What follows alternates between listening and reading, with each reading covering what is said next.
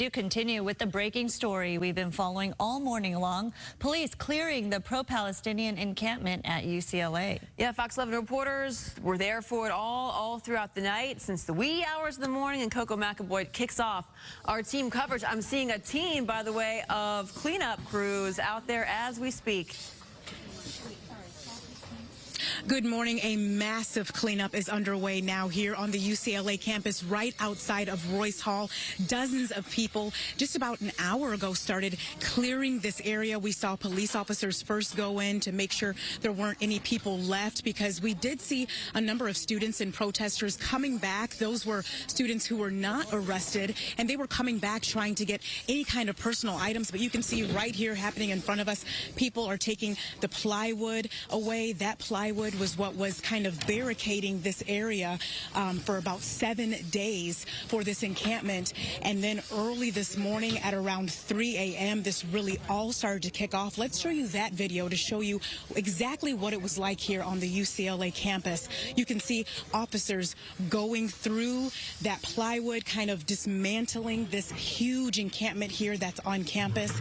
And at that time, there were also flashbangs. A lot of people out here, hundreds of protesters. We're told some of those protesters did leave before getting arrested, but more than 130 people were arrested and detained and booked and put on booking buses from the Los Angeles County Sheriff's Department as well.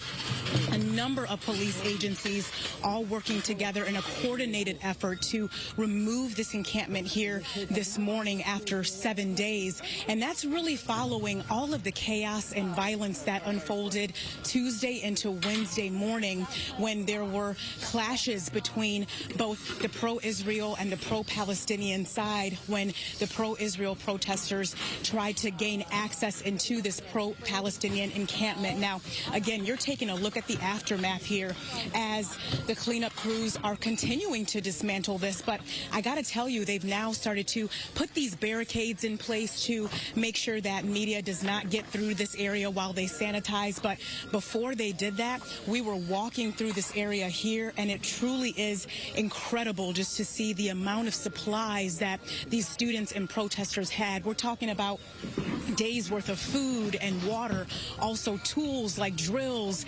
nails, batteries, all of types of equipment to make sure they were able to be out here for several days, because they did not want this encampment to be taken down. So we'll really have to see what happens, because before the protesters were removed from this area, there were a few saying things like this is not over and trying to remain on campus. And UCLA did say that they will continue to allow students to promote free speech, but they don't want another encampment. So we're really going to have to watch this. But UCLA does have classes remote today and tomorrow. I'll send it back to you.